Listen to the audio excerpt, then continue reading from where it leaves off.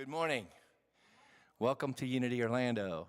Our opening statement this morning is, God is my all.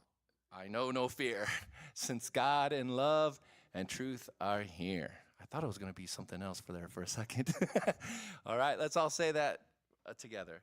God is my all. I know no fear, since God and love and truth are here. All right, let's all close our eyes and take a nice deep breath in. And let's affirm that together in the silence.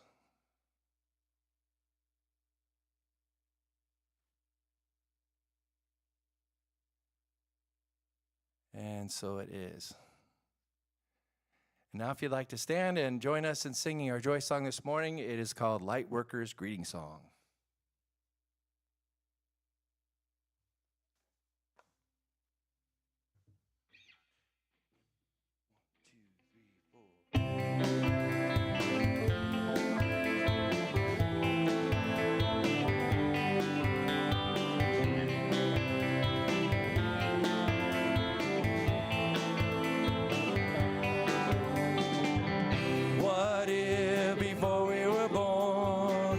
Chose a life to live.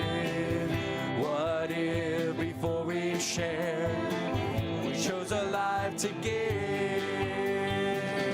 give away a truth today, and hear the angels say, we all let love lead the way.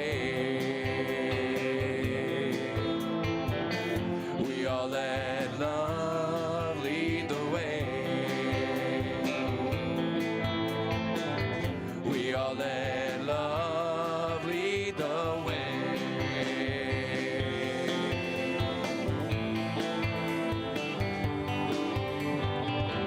What if before we could breathe, we chose to speak of love? What if before we could sing, we chose to be one of all the voices of an angel's choir, singing wisdom and our heart's desire, speaking absolute truth and love. Speak of absolute truth and love. Speak of absolute truth and love.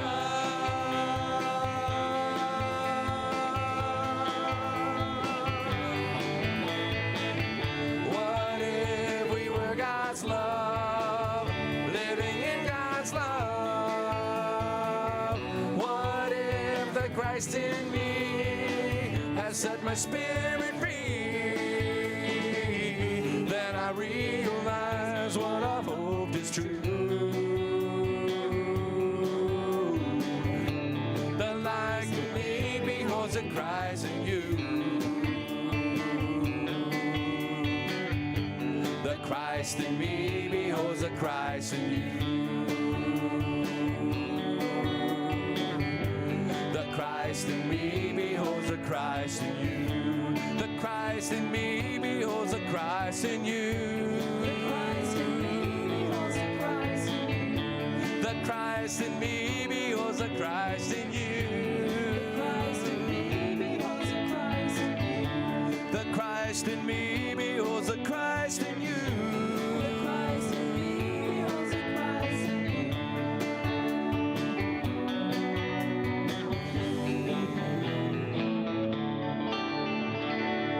All right, thank you very much. You may be seated.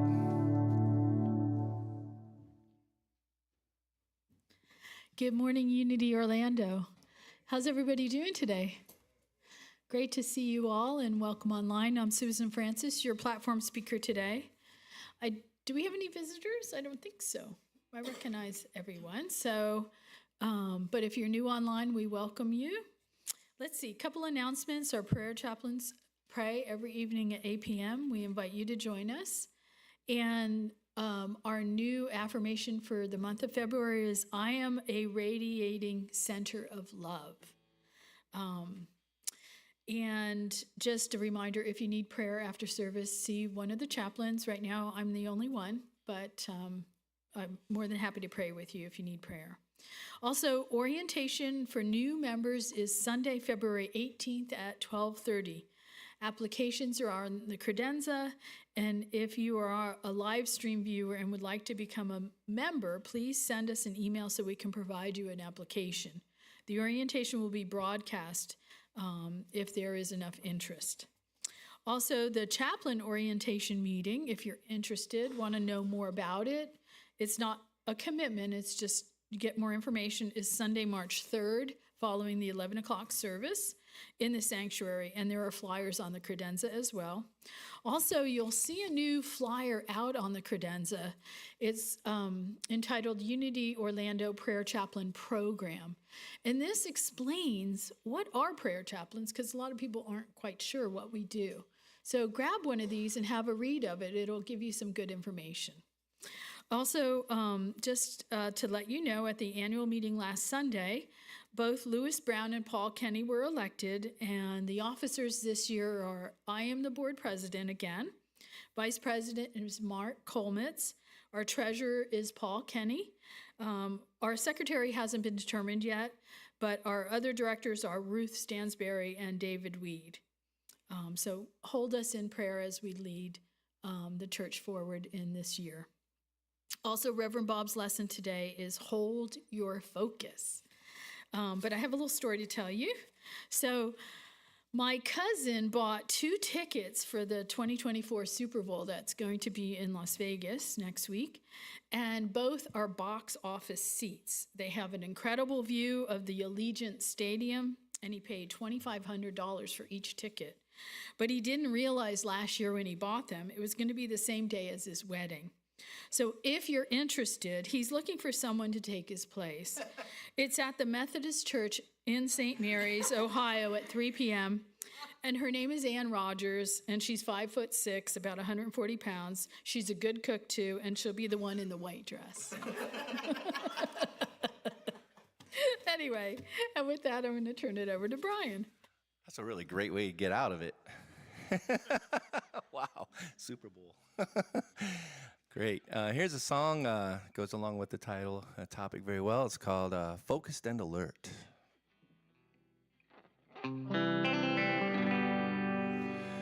More than a bird can see flying right over me, I am aware of where I am to be. I am focused now, knowing just where and how. I feel a presence now here within me.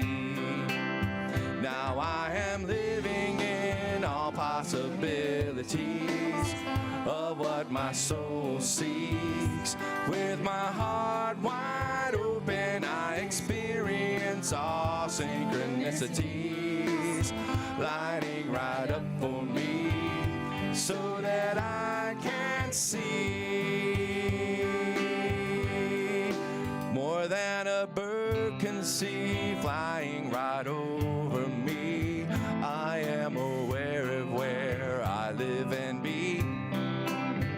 I am focused now, knowing just where and how. I feel a presence now here within me. Now I am living in all possibilities of what my soul seeks. With my heart wide open, I experience all synchronicities lining right up for me, so that I can see. Just as God can see, looking right through me, sharing this world with me so I can be. Serendipity flowing all through me. God, you're the focus now and all I can be. Now I am living in all possibilities of what my soul seeks. With my heart wide open, I experience all synchronicities lining right up for me, so that I can see.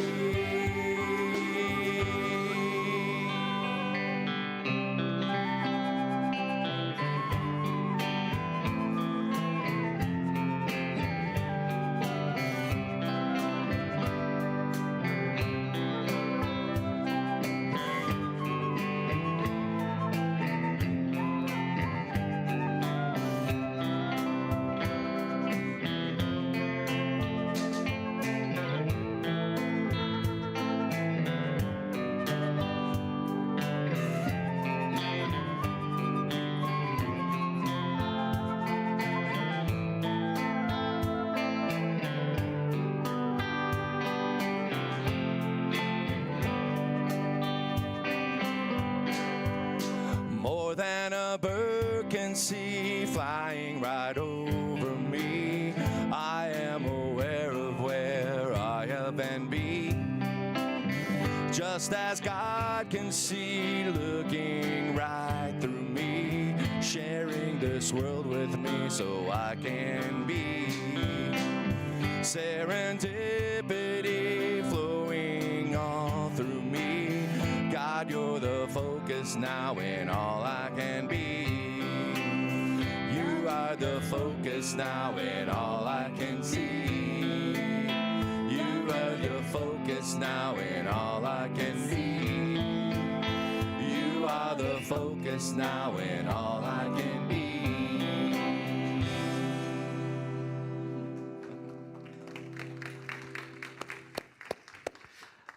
That was wonderful. Good way to get our service going. As always, the band is wonderful. Good morning on this rather overcast Sunday morning, at least around here. I don't know what it is where you are. Good morning to all of you at home.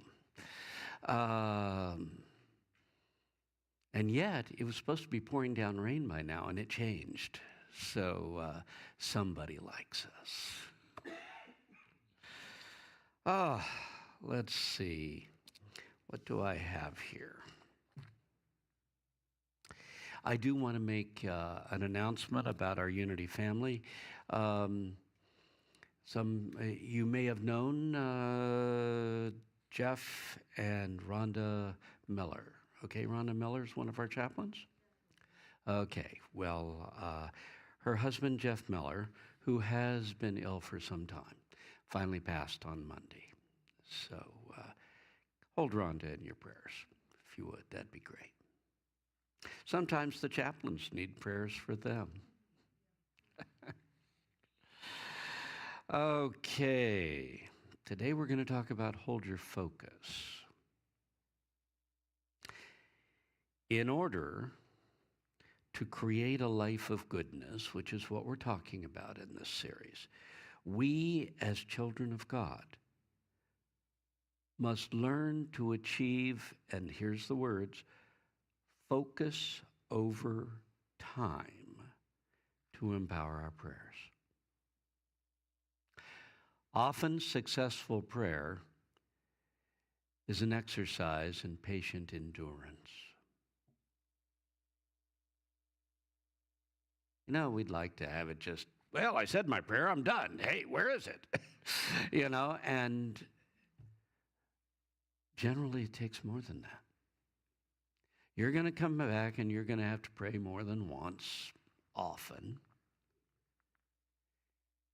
And one of our greatest challenges in our prayer work is impatience. I don't want to do it anymore. It hasn't worked. How long have you done it? 3 minutes.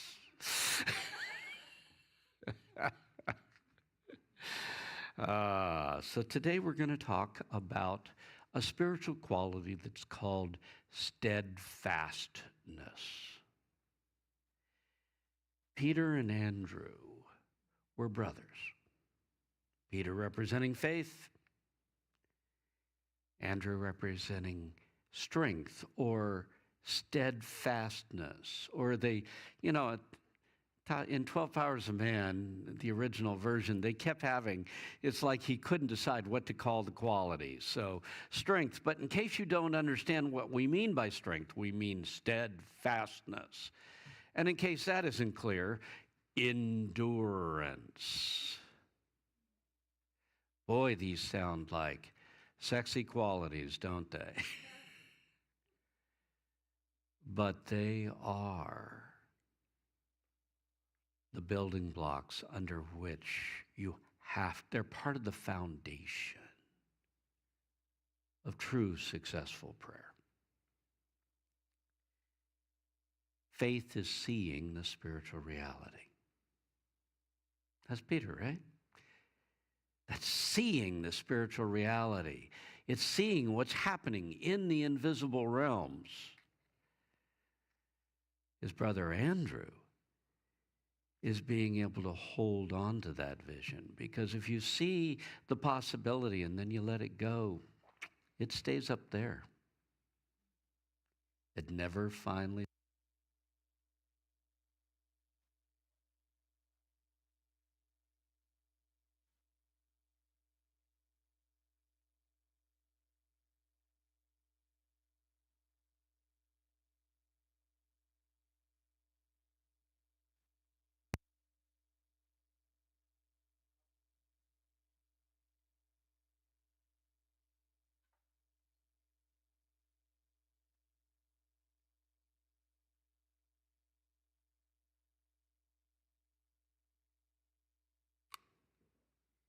Testing, 1, 2, 3.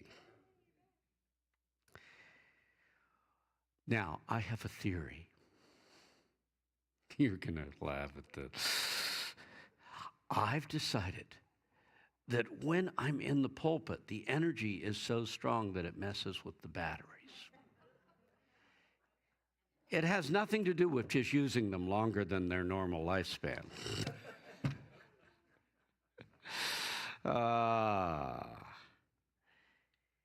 Faith is seeing the spiritual reality. Steadfastness is being able to hold that vision.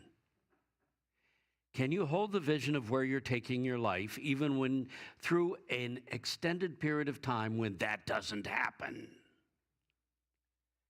That's the test of powerful prayer, and that's what we call holding your focus. Focus is holding your spiritual vision over time. We live in this realm of time and space.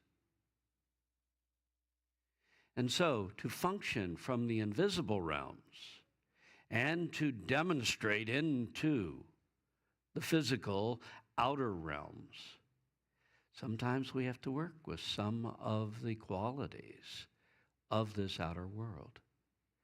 Can you hold your spiritual vision over time?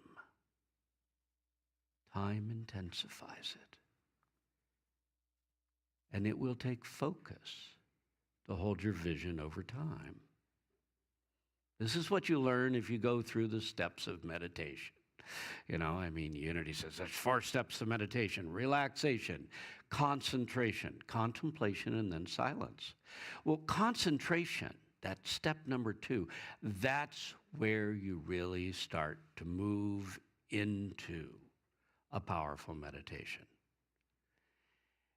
And meditation teachers for years used something that, I find really hard because there are no emotion attached to it whatsoever.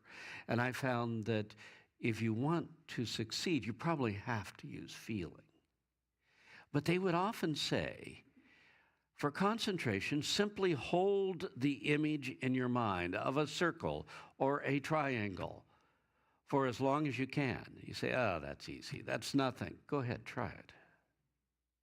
You'll find your mind wandering immediately. It's like, okay, a triangle, a triangle, a triangle. What was I doing yesterday?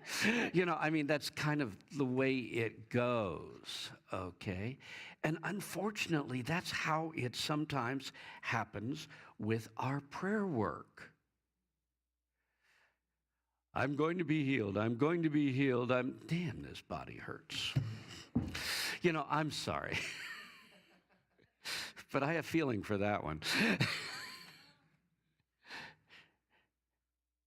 And because I have feeling for it, it was probably the more powerful prayer. You say, but you weren't praying. The universe was listening.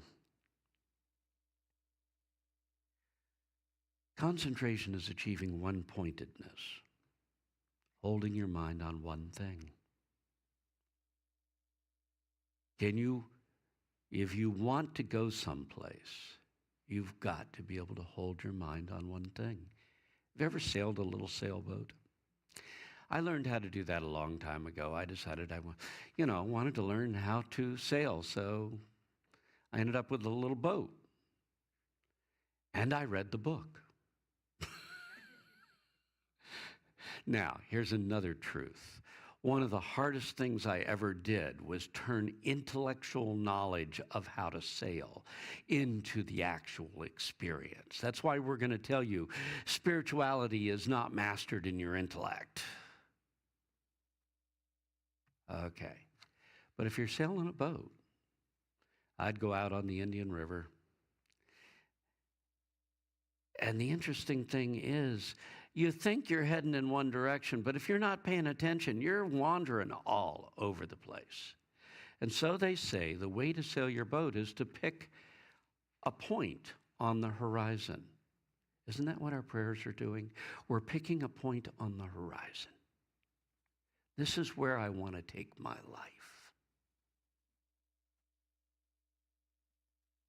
Now's the real test. Can you keep looking at that one point? Because if you don't for a while, you'll realize, off course, and I've got to come back. And see, that's part of it. That's part of focus, is you are going to lose your focus some of the time. And you're going to have to say, oops, I'm off course, back. This is where I'm going. This is where I'm going. This is where I'm going. And it's going to happen over and over and over. But this type of focus creates intensity in your prayers. In this day and age, focus is kind of a lost art. You know, everybody's into multitasking. And on the multitasking end of things, I'm going to say, holding your prayer thought while you're doing other things is a great thing. So it's good to be able to multitask, quote, in that way. But it's focus that has brought me everything good in my life. It's focus that has allowed me to succeed. It's being able to pour myself totally into what I need to do now. Basically, focus gives intensity to your prayers. Focus in the end is holding the vision faith gives you. Faith says I can be healed. Faith says there is a perfect job for me and it's coming to me. Holding the vision that faith gives you until it takes form in your life. See, and how long will that be? I have an answer. As long as it takes. That is steadfastness. I will patiently hold my prayer for as long as it takes until it manifests in my life. Holding focus on your prayer over time. Notice we're in this three-dimensional world. So holding focus over time demonstrates steadfastness in your prayer desire. This is really what I want. And you're going to need a little steadfastness because I'm going to suggest the universe is always listening to you and our mind is wandering all over the place. The universe is always listening. It's not just listening at designated prayer times. It's listening to what you're radiating all the time. And of course, next week we're going to talk about radiating what we want in order to get what we want. Faith and imagination create in the higher realms. Steadfastness brings it into expression in our life.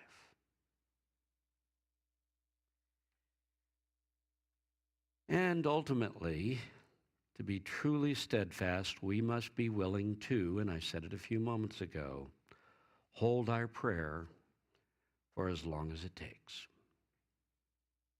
And I can't tell you what that is. And you're probably going to find every time it's different. It's holding your prayer with the thought, it will be, and I will hold this prayer until it shows. Until it shows. I'm not going to give up. In Luke 18, 1 through 7, Jesus made it absolutely clear that this is a key ingredient to prayer. Jesus spoke to them a parable that they should pray always and not get weary. Don't you love it when he gives the meaning of the parable and then even before the story? That they should pray always and not get weary. But his illustration is wonderful. There was a judge in a city who neither feared God nor regarded men. And there was a widow in that city who used to come to him saying, "Avenge me of my accuser." And he would not for a long time. But afterwards he said within himself, "Though I'm not afraid of God and have no regard for men, yet because this widow troubles me, I will avenge her, so that she may not keep coming and annoying me." Well, that's the type of judge you want, right? Then our Lord said, "Hear what the unjust judge said. Would not God avenge his chosen ones much more, who call upon him day and night, and he has patience with them?"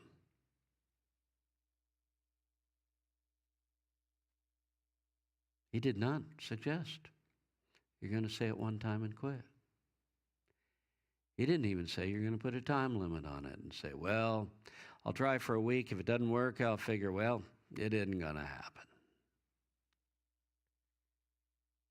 No. He said, if you're patient, your prayers will be answered. If you're steadfast, if you hold your focus on where you're going, you will get there. In Proverbs 4, 23, 25, and 27, keep your heart with all diligence, for out of it are the issues of life. Let your eyes look straight forward. Turn not to the right hand nor to the left. Keep your focus on what you're praying for. Don't decide because it didn't show up in the first 5 minutes, you might as well give up. And don't pray for one thing and then turn around and be speaking and acting in conjunction with another. Because the universe is always listening. So basically, what is this saying?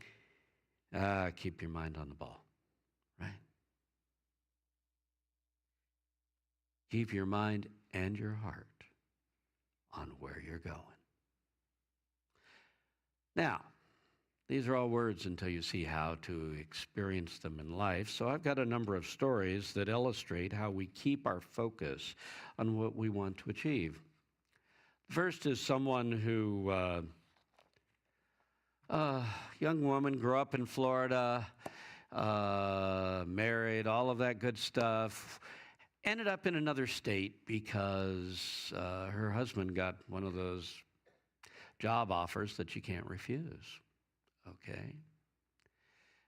He had this excellent job offer, but they wanted to come home to Florida, and they couldn't.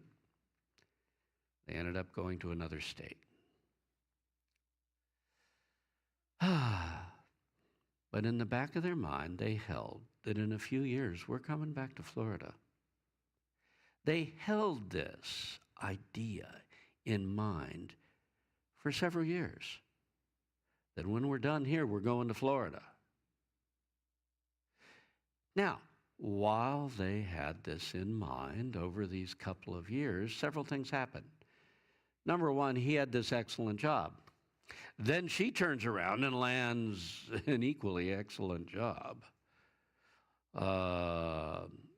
Big corporation, lots of pay, the whole bit, et cetera, in her field.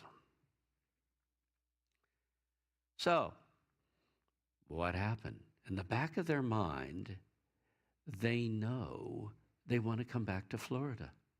And they have never given up this image that that's what's going to happen. But in the present, they got these great jobs in another state. Well, the husband, well, let's put it this way. He gets an offer of an even better job. The people who help out the people he went to work for liked him so much they said, "You want to come to work for us? And by the way, it's totally remote. So basically, I can live anywhere. You can live anywhere. As long as you got a phone line and internet access." So he turns to the woman and he says, "Wow, I could probably leave now. The universe has set that up." And she said, "Yeah, but I just got this job, and this is this stupendous job. I'm not ready to leave yet." Well, recently, she's had some realizations about her stupendous job. You know, things kind of started not jiving just right. It's like she realized she was helping them, but she's not sure they're appreciating her, and da-da-da-da-da-da-da, you know, down the road. And then she's starting to say, well, maybe they don't need me as much as I thought they did. And then they start hearing everywhere they go, "I'm from Florida. I'm from Orlando. I'm this, I'm that. Florida this, Florida that." They can't turn anywhere without having Florida put in their face. And she says, "I even got a job offer that a job interview I'm going to be going on in Orlando. Which, if it works out, they will maybe moving sooner than she'd even planned." She'd finally said, okay, the universe is telling us it's time to go back to Florida. And then suddenly, well, the universe might be telling us to go back to Florida sooner than we'd planned. This is how it works. You hold something in the back of your mind and say, this is where I'm going. And you never give up the dream.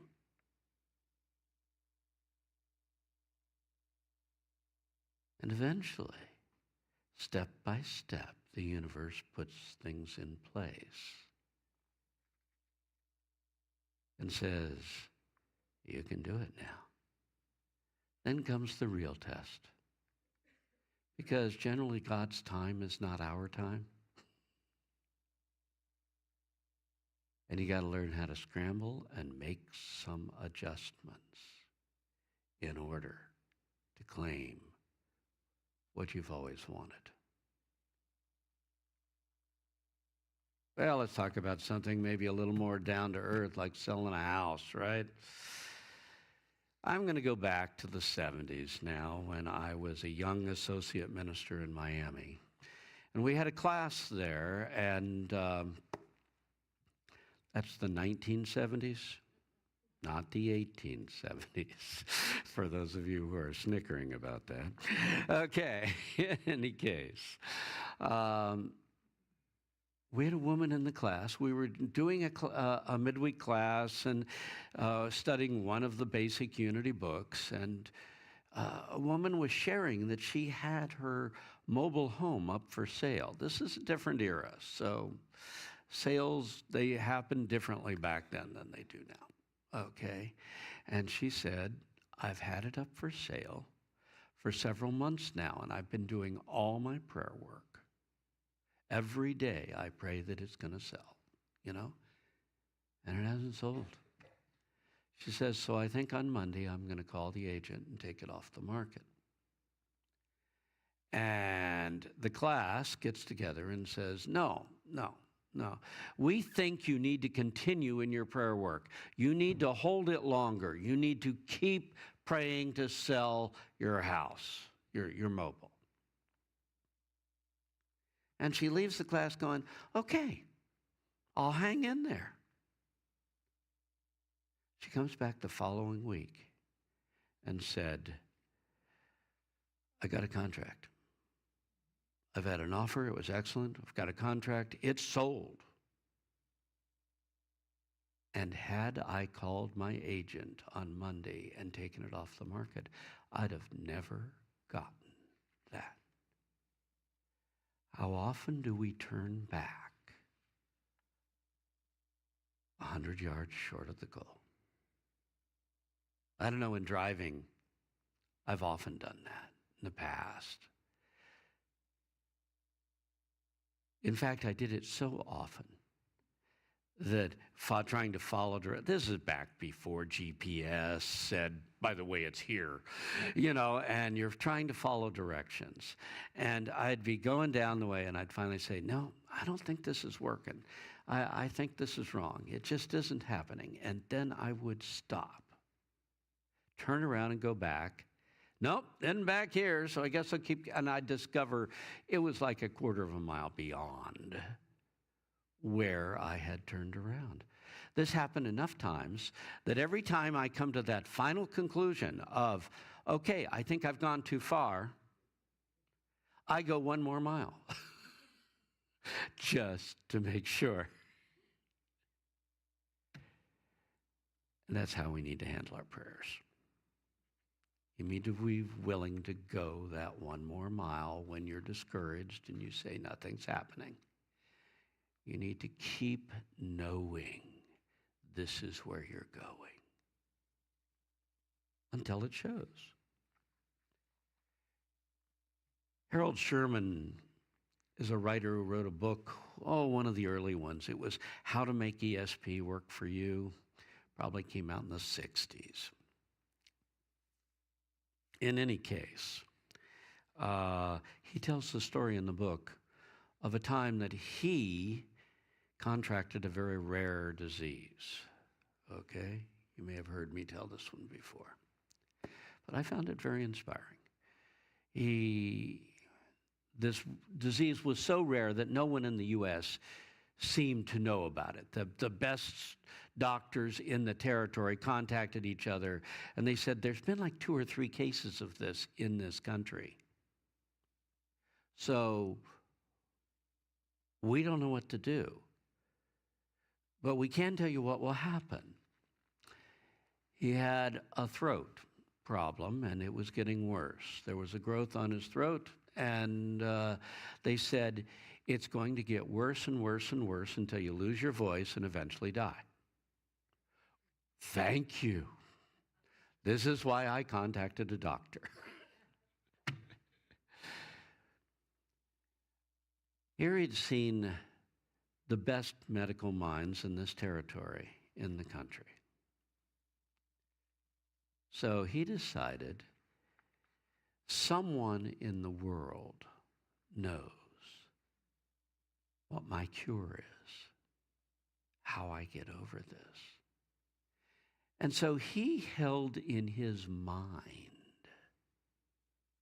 for months and months and months, he held, as it was getting worse, he held in his mind that he was going to bump into someone. He would meet someone who knew how to deal with his illness. So he's like 6, 8 months down the road doing this, holding this vision. He's held this vision. He hasn't given it up, but he's continuing to get worse. And one day he decides he wants to go listen to this lecture by this guy who's been to the Amazon. It was a doctor who went down and worked with people in the Amazon, and he's telling his stories of everything that's he encountered down there. And Harold Sherman took such a liking to him, he went up afterwards and said, can I take you to lunch? And surprisingly enough, the guy said yes. So they went to lunch, and during lunch, Harold is clearing his throat a number of times because he has issues going on. And the guy turns to him and says, what's going on with you? And he decides to tell him. He's told no one except the doctors. But he decides to share with this guy exactly what is going on. And the guy listens for a moment and then pulls out a pad and starts to write on it. And Harold says, I thought, well, he's not that interested. Obviously, he's gone off and he's writing. And then he hands him the sheet of paper. And Harold says, what is that? And he says, it's a prescription. I said, what? You take this to your pharmacist and you tell him to put all of these things together. You swab your throat with it every day for a month, and you should be okay at the end of this. He says, what?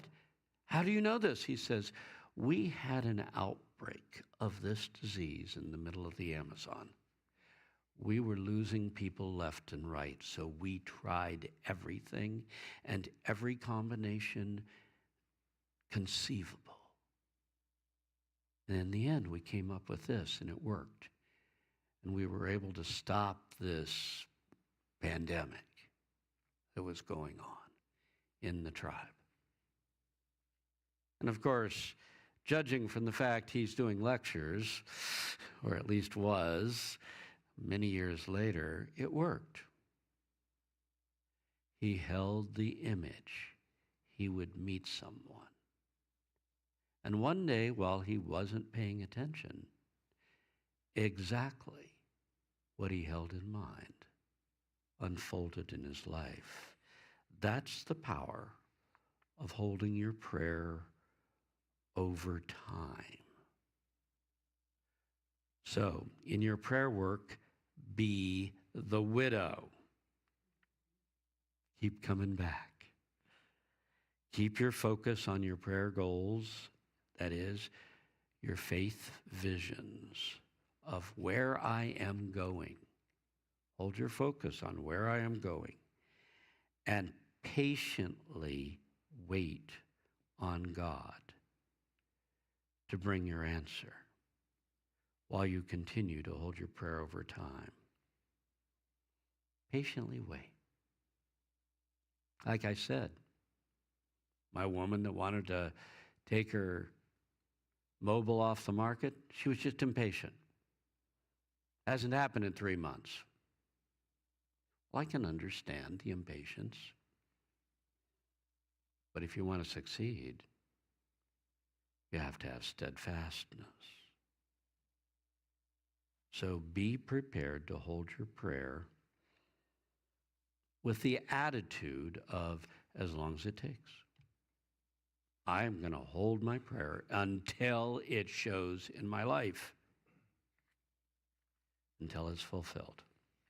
So, quickly, what are some techniques for holding focus on your prayer? How do you keep your attention on where you're going? Number one, go over your prayer list on a daily basis. Every day, remind yourself of where you're going. Every day, get up and look at that point on the horizon and say, that's where I'm heading. That's where I'm heading, and turn the boat back that direction. Number two, as you're looking at your prayer goals, every day declare fulfillment of your prayer. You say, but it isn't prepared. That's why you're using prayer. In the invisible realms, it is fulfilled. And so you need to declare, it is fulfilled. We're just negotiating time here. It's fulfilled. Number three, you can add to that imagery on a daily basis. Have an image of your body healthy and strong, your perfect job, your vacation, I don't know, whatever it is you're shooting for. Number four, every day use faith to know the spiritual forces of God are working in your life. It sometimes doesn't look like that. Harold Sherman had gone a very long time with no one having any idea what he could do to get healed. But he held on to the idea that someone would show up eventually.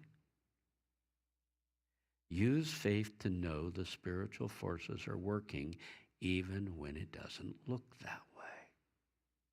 They're still working in the invisible realms, striving to set things up. so that what you want can unfold. Number 5, keep the idea of where you're going in your mind throughout your day. Our friend who wanted to come back to Florida, that was always in the back of her mind.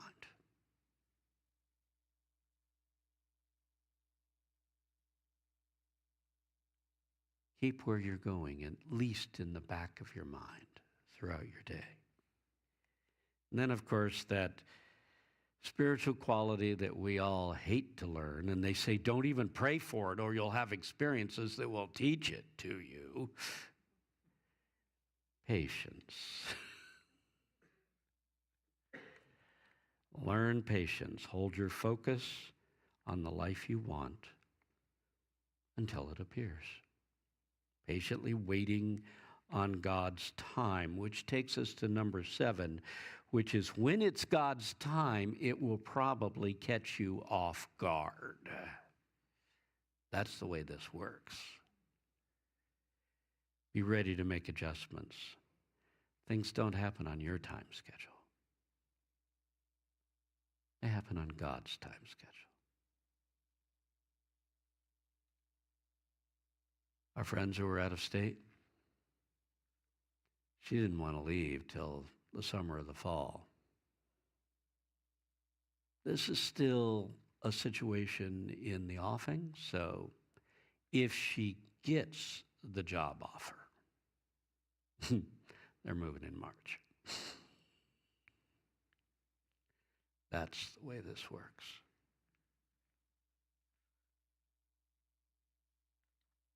Now, before I end, I want to talk about focus kind of on a much deeper level.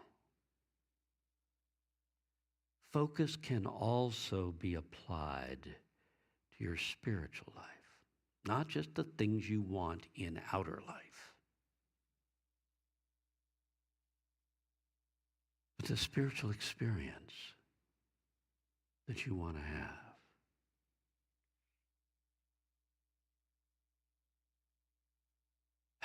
We live in the age of fast food and instant gratification.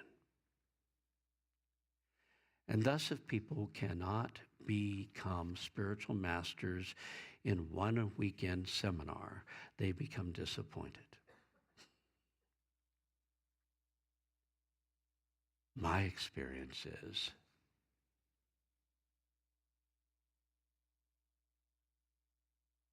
there is real spiritual experience, and it's worth waiting for. It's worth putting in the work of daily meditation on a topic until you make your breakthrough. It's amazingly worth it.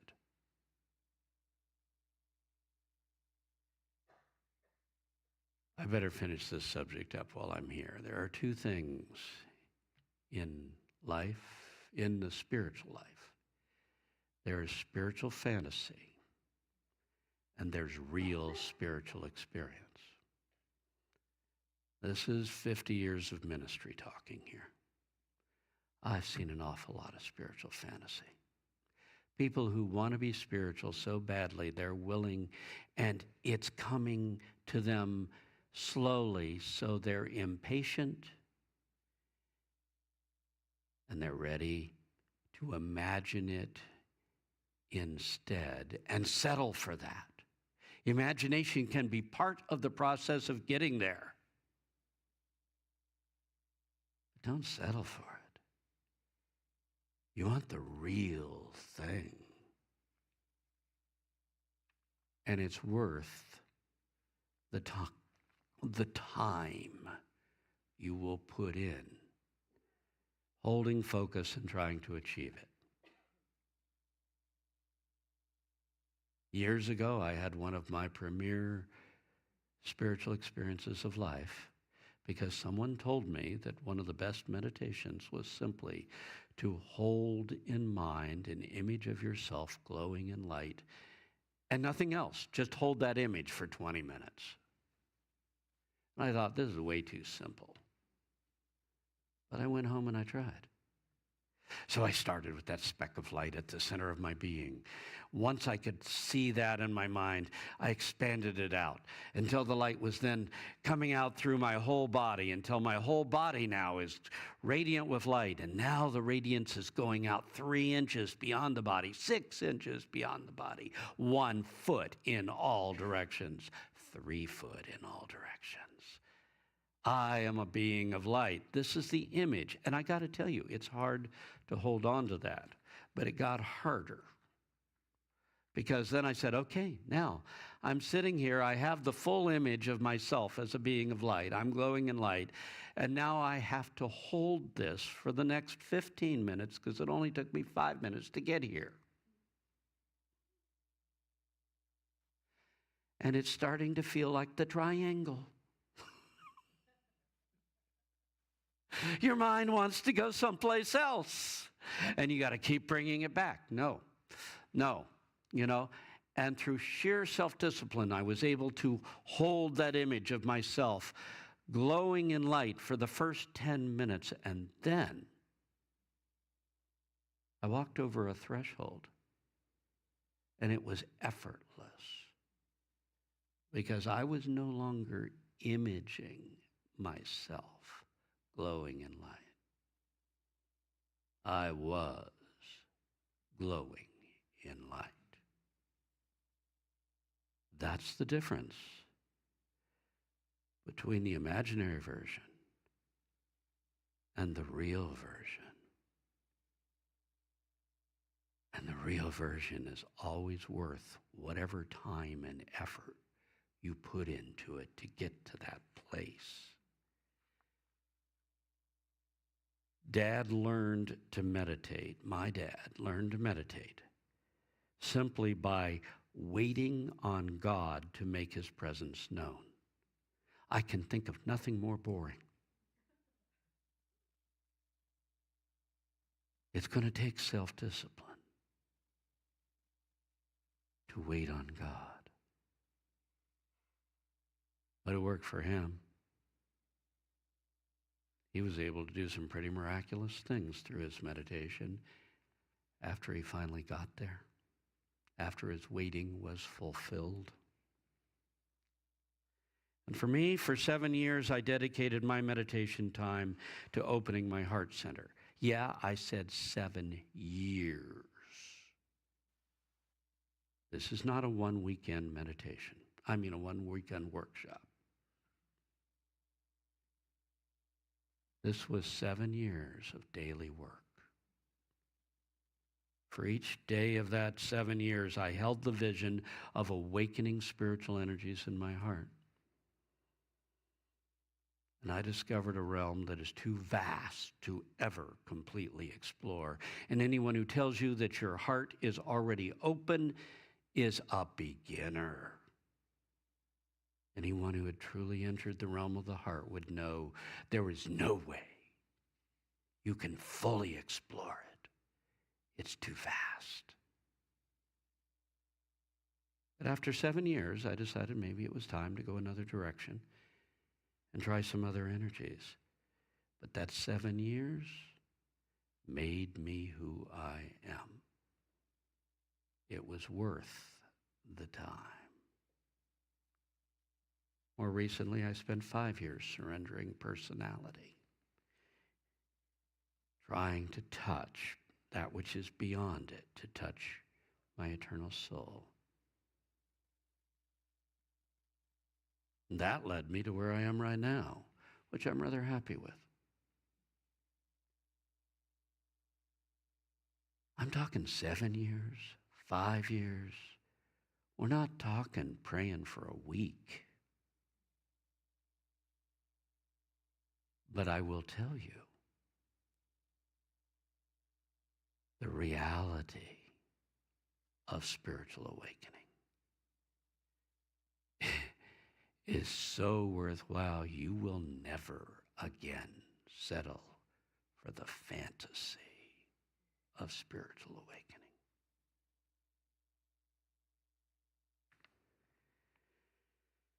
So, what am I suggesting? Choose a spiritual quality or simply choose to feel God's presence more fully. And do your work to achieve a real spiritual experience. Because when you have that real spiritual experience, it will change your life forever. It always does. Whatever you want to achieve through prayer, be steadfast, and you'll eventually reap your reward. This lesson's pretty simple. The things that are simple are not always easy. They're just simple. Endure with your prayer, and it'll be fulfilled. Let's close our eyes.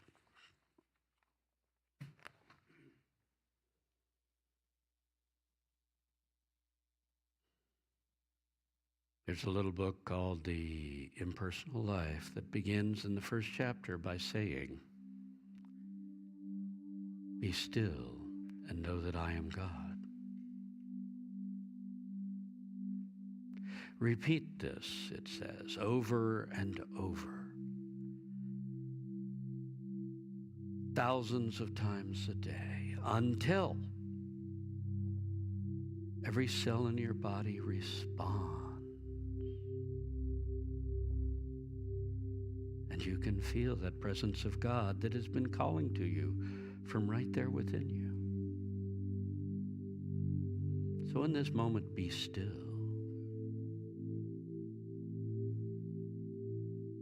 And hear the voice saying, "Know that I am God within you." Be still and know that I am God. Be still and know I am God. I am that presence within you.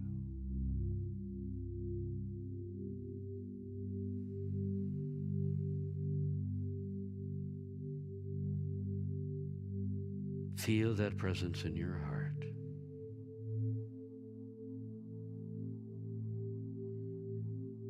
Opening it to the world.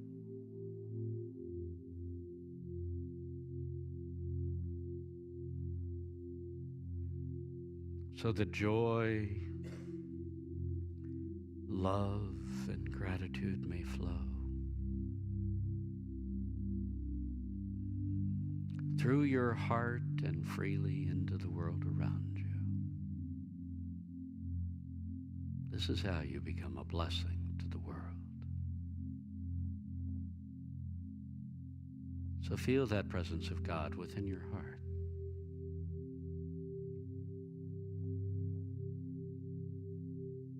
And open up to joy,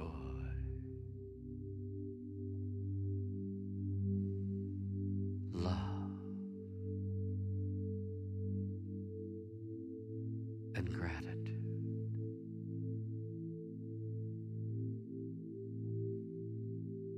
Joy, love,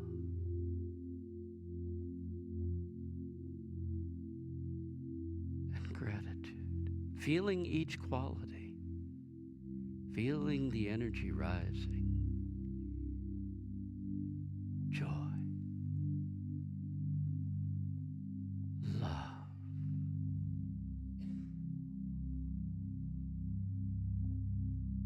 gratitude.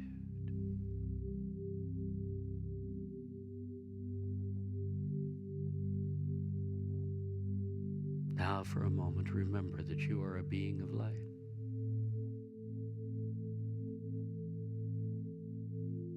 Starts as a speck at the middle of your being, the center.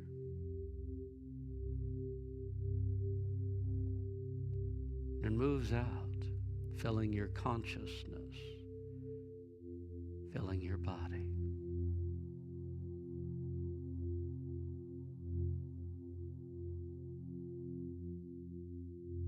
radiating beyond the limits of body.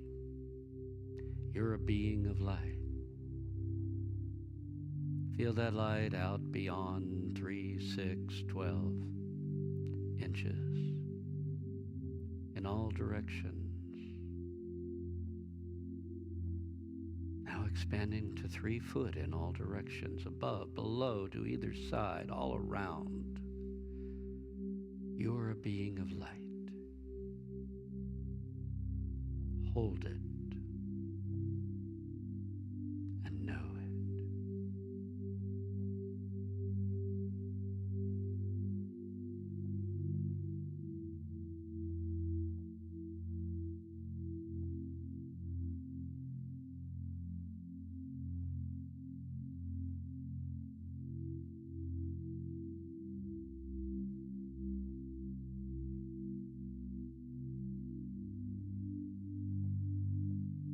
And as that being of light, that child of God,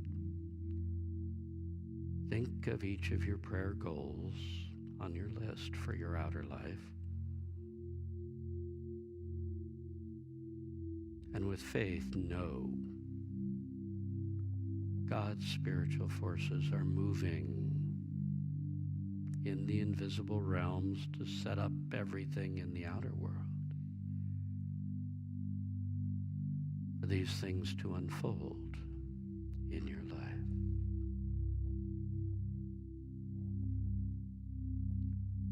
Father, we trust you.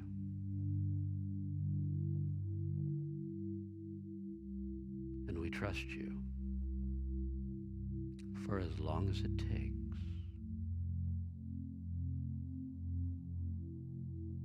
Be it done in your perfect time.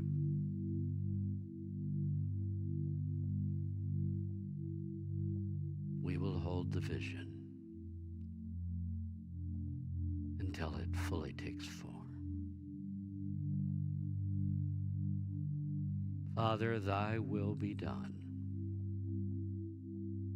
in each of our lives. Thank you, God. Amen.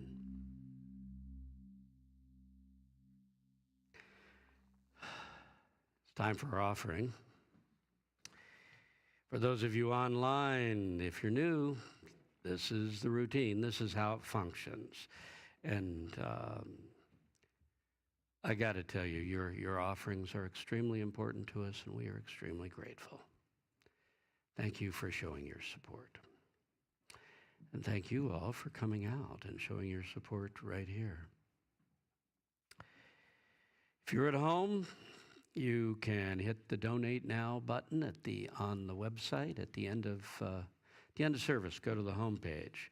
You can pull off our address and mail us a check. You can use Zelle, though you have to use the email, unityorlando@gmail.com, or call the office and set up for offerings to be taken. Thank you. Let's bless our offering together. Divine love through me blesses and multiplies all the good I am and have, all the good I give and receive. Thank you, God. Amen.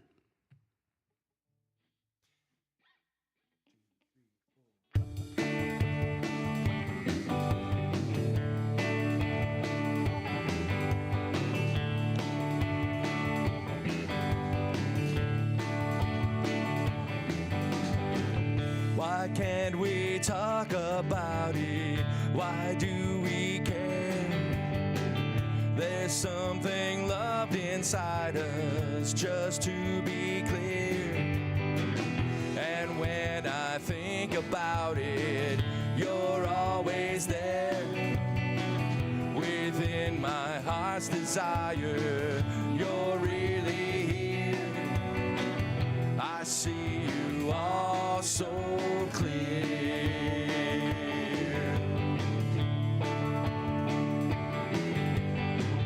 You are the one inside me who sees through me. You are the grace inside me, feel glory be.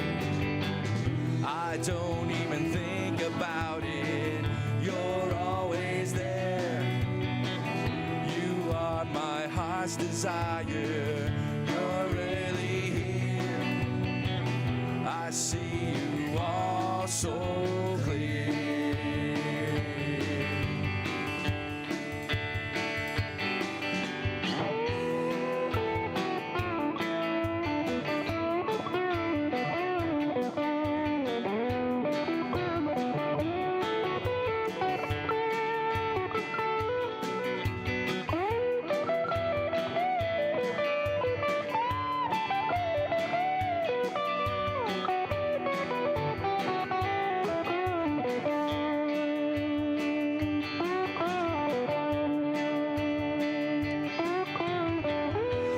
Don't even think about it. You're always there. You are my heart's desire.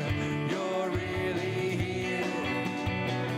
I see you all so clear.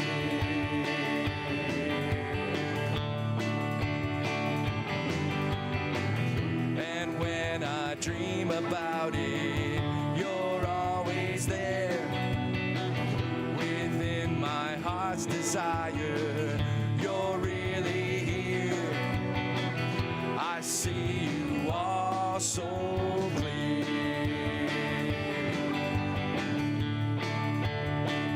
You're really here. It's all so clear. You're really here. It's all so clear.